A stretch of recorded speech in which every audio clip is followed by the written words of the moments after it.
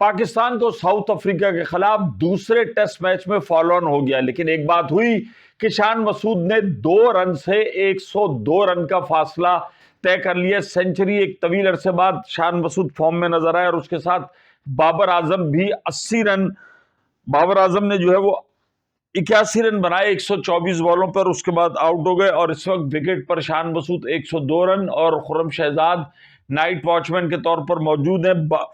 अगर हम बात करें, जनूबी अफ्रीका ने 615 रन का पहाड़ जैसा हदफ पाकिस्तान के लिए खड़ा किया और पाकिस्तान अपनी पहली इनिंग में 194 रन बनाकर आउट हो गया।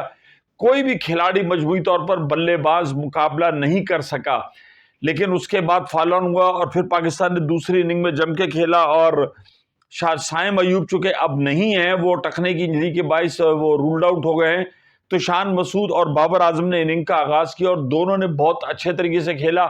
102 रन के बाद शान मसूद नॉट आउट है, जबकि 81 रन बना के बाबर आजम वापस लौट गए। बहुत अच्छी बात है भाई, हम यही चाहते हैं कि दोनों बंदे वापस आ जाएं, लेकिन अभी भी अगर हम देखें तो 208 रन चाहिए पाकिस्तान को, तो भाई शिकस्त से बचने के लिए, और अभी तीसरा दिन खत्म हुआ है, 2 दिन मौजूद है। पाकिस्तान की साइड ऐसा नहीं लगती कि जनूबी अफ्रीका के बॉलर्स का 2 दिन तक मुकाबला कर पाएगी, तो इस मैच के नताइज तो साउथ अफ्रीका के हक में जाते हुए नजर आ रहे हैं। लेकिन चलो कुछ भी हुआ, हमारे बैट्समैनों की अगर प्रैक्टिस हो गई और हमारे 2 बल्लेबाज फॉर्म में आ गए, शान मसूद और बाबर आजम।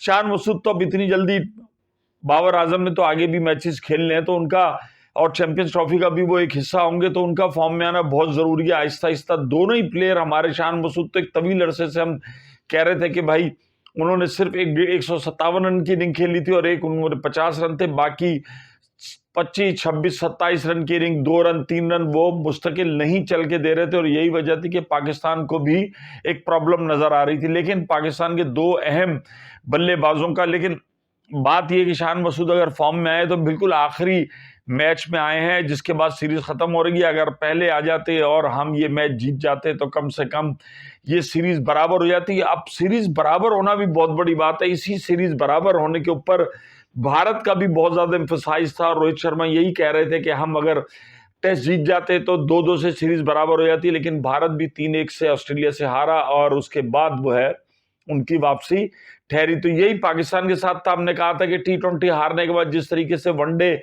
जीते थे, क्लीन स्वीप व्हाइट वॉश किया था, तो शान मसूद की क़यादत में हम एक टेस्ट वो जीते। चलो हमें दोनों जीतने चाहिए थे, एक अगर साउथ अफ्रीका जीता तो दूसरा हम जीतते ताकि हमारे एतमाद में इजाफा होता, लेकिन ऐसा नहीं हुआ। तो अब ये सीरीज है, इसमें आप देखें साइम अयूब जख्मी हो गए, लेकिन बात वहीं पर ही शान मसूद की कप्तानी पे आके ठहरती है कि हमने कोई बहुत ज्यादा डेयरिंग फैसले नहीं किए।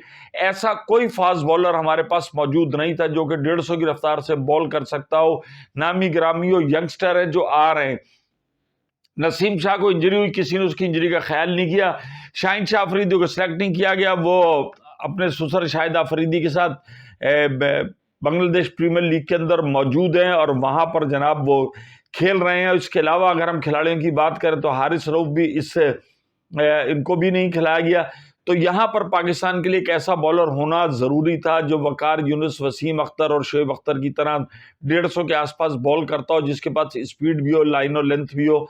तो ये 600 से ज्यादा रन शायद जनूबी अफ्रीका ना बनाता और उसके बाद फिर बल्लेबाज हमारे इतनी हिम्मत तो करते कि इस टेस्ट को कम से कम बराबर करते। तो ये चीजें होती हैं कि जो पाकिस्तान की मैनेजमेंट को देखना, सोचना और समझना चाहिए और कप्तान को भी ऐसी दिफाई हिकमत अमली की बजाय जो है आपको अटैकिंग जारहाना रवैया अख्तियार करना चाहिए ताकि पाकिस्तान को कहीं तो जीत मिले यार। तो इसी के साथ हो जाए शाट।